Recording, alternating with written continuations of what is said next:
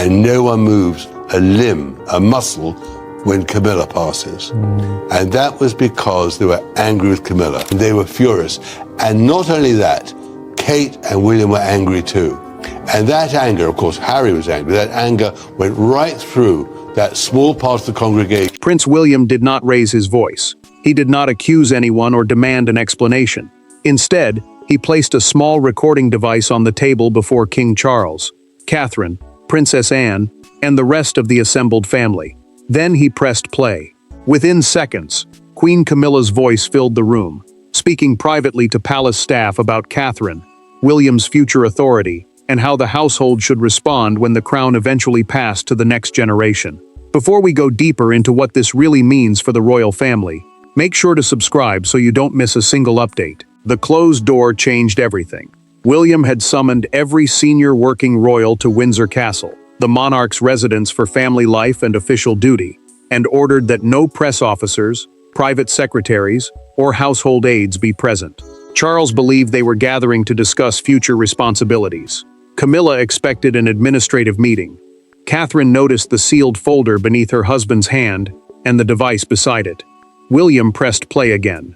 The authenticated staff recording, a voice file checked against known speech samples and device records, captured Camilla instructing 2 employees to keep Catherine away from important decisions, delay requests from the prince, and preserve the queen consort's influence once Charles could no longer shield her position. Her words turned the room cold. She reached toward the recorder, but William covered it with one hand. "Everyone will hear it," he said. Camilla did not move. She did not speak. Charles stared at the table instead of his wife, and when Catherine's name surfaced again, the king closed his eyes. He understood why the moment mattered. This was not a clash over schedules or ceremony. Someone inside his household had used private authority to target his son's wife and weaken the future king before the next reign began. Catherine kept her hands folded, yet the calm cost her. The recording described William as too emotionally loyal to her, and urged staff to resist her growing role. That insult struck beyond ambition. It questioned their marriage, judgment, and the partnership on which their future duty depended. Then William stopped the audio. The most damaging passage had not played. Camilla's voice was about to name loyal staff members she wanted removed when the crown passed forward. Anne leaned toward her nephew and asked where the recording had come from. William opened the sealed folder.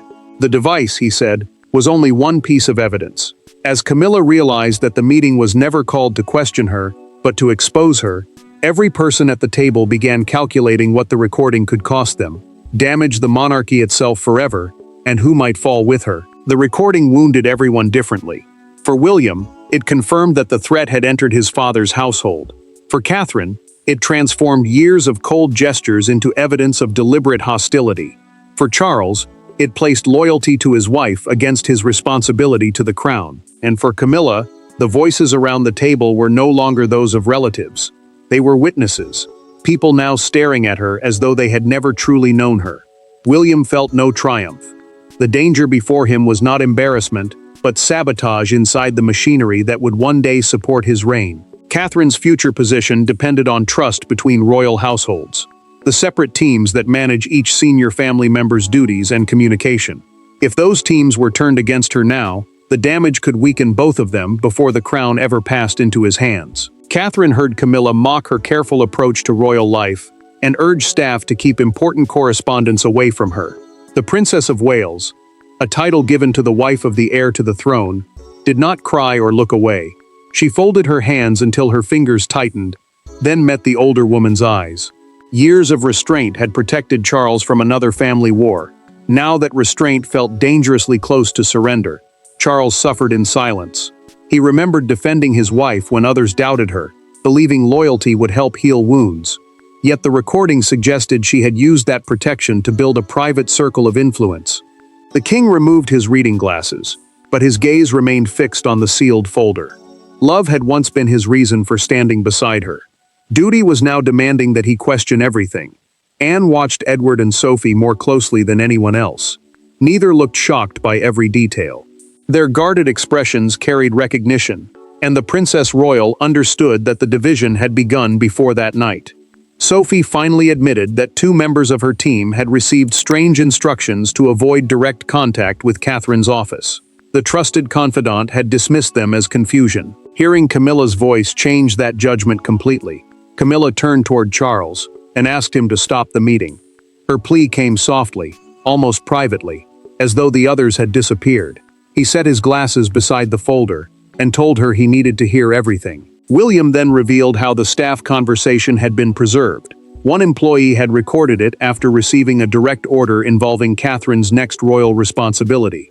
The family now understood the stakes, but not yet the origin of the betrayal, and the employee who preserved Camilla's words had done so because of one specific command that crossed an unforgivable line. Every palace rupture has a moment before which reconciliation is still possible. This one occurred 3 weeks earlier, after a private planning session for a national remembrance ceremony. Catherine had been assigned a central role approved by the king. Yet before the official schedule could be distributed, a senior staff member received a late-night instruction from Camilla: remove the princess from the final briefing, reroute her correspondence, and make the alteration appear to have come from Charles himself.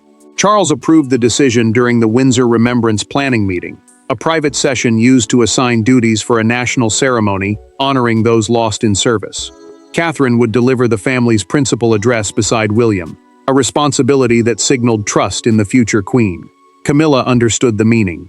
Duties once associated with the monarch's consort were moving toward the next generation, and she left the room composed but angry. Camilla summoned 2 employees to Clarence's house that night.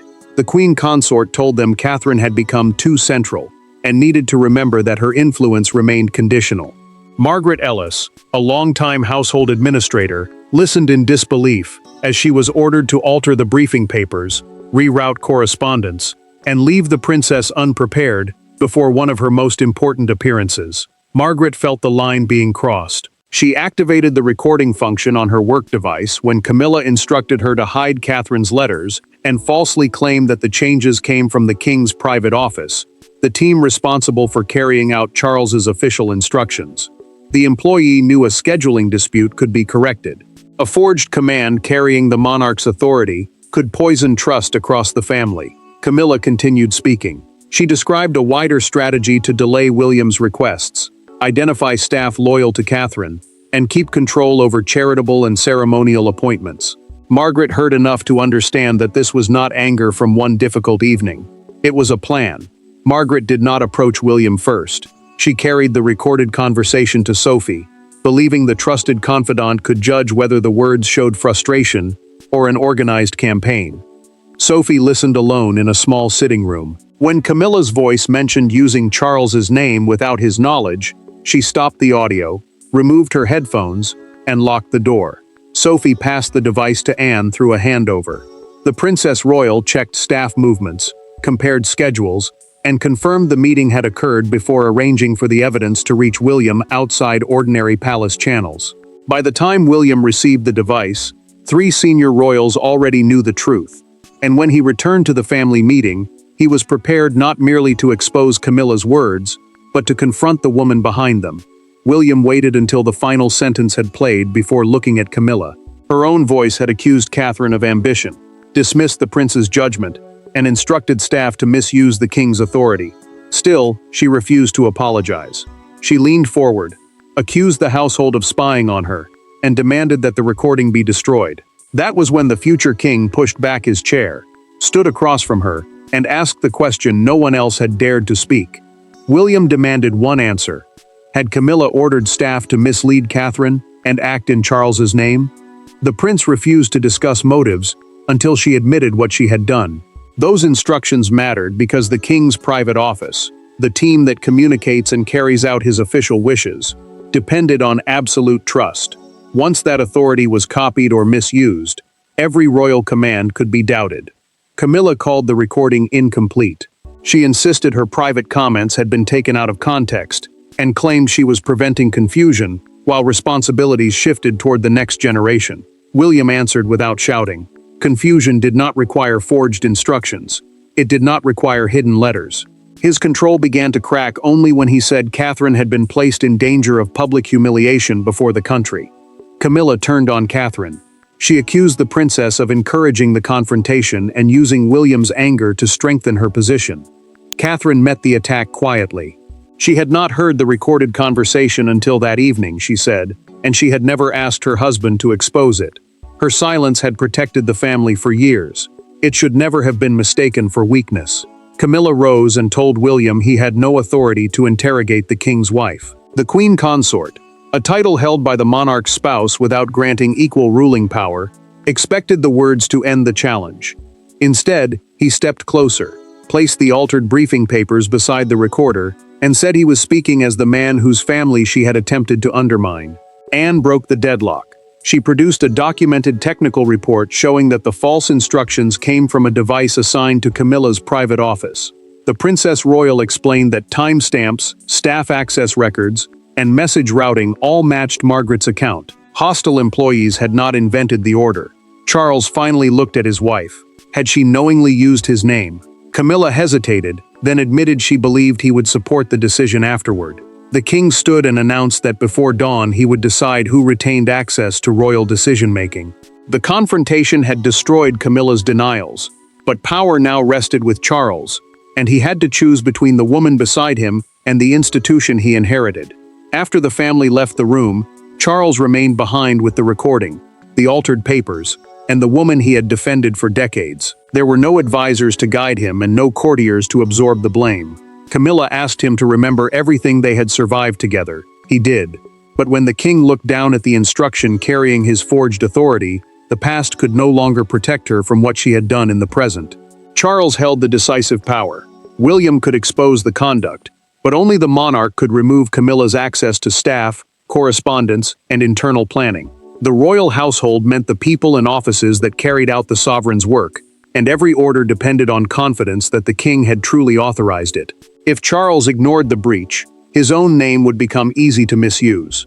Anne entered before the others had gone far. She warned her brother that silence would teach the palace one brutal lesson.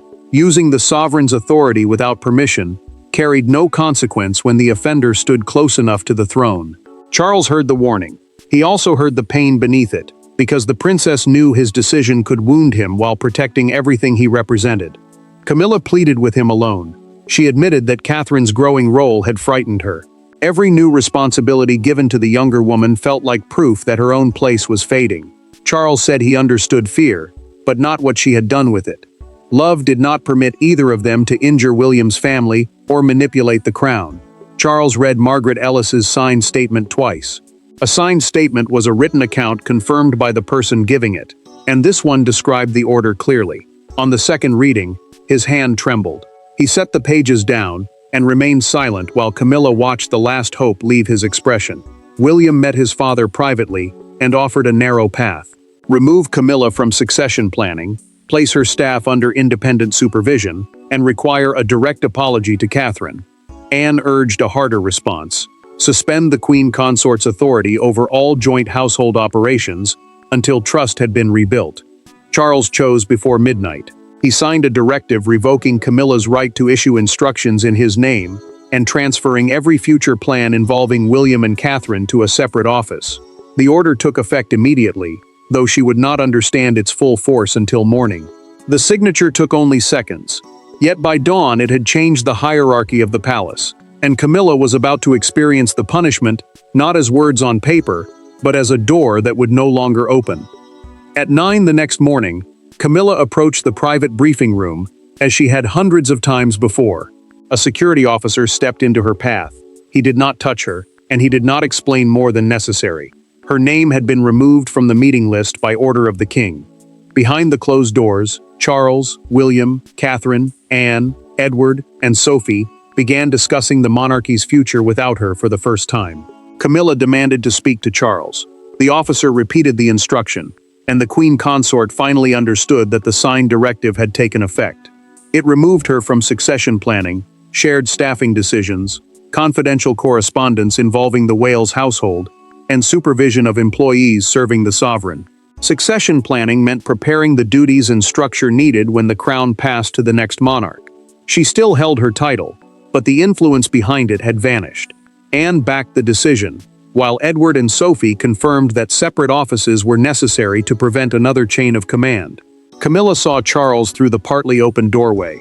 The king looked toward her, pain clear in his silence, yet he did not cancel the order. She turned away before anyone inside could speak. Minutes later, she dismissed her dresser and sat alone beside an untouched breakfast tray. Anger had protected her through the night. Now fear replaced it. She had not merely lost access to meetings. She had lost the trust that had made her position powerful. Catherine received written confirmation that the remembrance briefing had been corrected. The princess placed the papers on her desk, but could not read them immediately. William remained beside her as she absorbed what the correction proved. The confusion had never been accidental. Someone had intended to leave her unprepared, and that intention had come from inside the family. 2 members of Camilla's staff then surrendered emails showing similar pressure during earlier charity assignments. The messages did not match the seriousness of the recorded order, but they revealed a pattern of delays and hidden interference. William refused demands from advisors for public humiliation. The prince told his team that accountability, not revenge, would protect the monarchy. Catherine heard the decision and understood that he was fighting for stability, not victory. Charles visited Camilla that evening. He remained near the doorway and refused to sit beside her. The restriction would stay, he said, until she faced Catherine without excuses and admitted the damage directly. Camilla accepted, but requested one condition: William must not attend. For the first time, the conflict moved beyond recordings, directives, and family alliances, because Catherine and Camilla would now meet alone, with nothing between them except the truth. Catherine entered the small sitting room without William, aides, or security officers. Camilla was already there. No recording device rested on the table, no official papers waited to be signed, and no king stood nearby to decide which woman had spoken more convincingly. For several moments, neither moved. Then the queen consort admitted that jealousy, not protocol, duty, or confusion, had driven her actions. The confession changed the balance of the entire crisis. Catherine had agreed to the meeting for one reason: the damage could not be allowed to spread. Charles was already trapped between his wife and his son, while William carried anger that threatened to harden into permanent distrust. The princess understood that the Wales household, the team managing her family's official duties and communication, needed protection, but the wider family also needed a path away from open war. Camilla understood that restored access depended on accountability. Without advisors beside her, she could no longer speak as the king's wife, or hide behind palace language. She admitted that Catherine's public affection had awakened old fears about acceptance, legitimacy, and whether the monarchy would ever see her as more than a temporary figure waiting to be replaced. Catherine listened, but she did not soften. Camilla had not merely disrupted one ceremony, she had made the younger woman question whether years of apparent peace had been real. Every kind word, private lunch, and shared duty now carried a shadow. The princess said the deepest wound was not humiliation, it was discovering that trust had been used as cover. Camilla reached into her handbag and removed a handwritten apology. She stared at the page, then tore it in half. The queen consort placed the pieces down and spoke without prepared language. She admitted that she had knowingly used Charles's authority and revealed that no member of his household had ordered the campaign. Her confession cleared the king of suspicion and stopped the crisis from becoming an institutional conspiracy. Catherine offered no immediate forgiveness. She set 3 conditions. Camilla would apologize to the affected staff, accept permanent boundaries around William's household, and tell the family herself that the recording was authentic. The older woman accepted without bargaining. For the first time since the recording played, Catherine saw fear give way to responsibility, though pain between them remained. Catherine rose to leave. Camilla asked whether trust could ever return. The princess answered that trust would depend on conduct, not promises. That evening, Camilla entered the family meeting carrying no defense. The private conversation had not erased the betrayal, but it had transformed the gathering from a trial into a reckoning, and she was ready to surrender the final protection she still possessed: denial. The palace intended to contain the crisis, but the sudden restructuring of the royal households could not remain invisible. By the following morning, Britain woke to a front page dominated by a single image: William leaving Windsor with Catherine beside him, while Camilla's official car remained inside the gates. The headline did not reveal the recording, but it captured the public meaning of the moment. The future king had drawn a boundary, and the monarchy had chosen to enforce it. Buckingham Palace released a carefully worded statement confirming that internal responsibilities had been reorganized to protect clear authority and prevent unauthorized instructions. The palace was the monarch's central administrative office, where official decisions were communicated to staff and the public. No private accusation appeared in the statement. Yet cancelled meetings, reassigned aides, and Camilla's sudden absence made the scale of the rupture impossible to hide. Charles watched the first television discussion from his study. A broadcaster described the decision as a king disciplining his own household to protect the next reign. The king turned off the screen before the panel could debate his marriage. He had protected the crown, but the price was seeing his private pain transformed into national conversation. William felt no victory. The prince was troubled by the humiliation surrounding his father, and feared that Charles would be remembered only for the crisis. Catherine reminded him that he had not created the recorded conversation. He had forced the family to face what it proved. Her words steadied him, but they could not remove the guilt. Outside Windsor Castle, a crowd gathered near the Long Walk, the broad public approach leading toward the royal residence. One woman held a handwritten sign reading, "Protect the crown by protecting trust." Others applauded when William and Catherine's car passed through the gates. Their reaction turned a hidden family dispute into a public judgment about honesty. A national newspaper deepened the shock.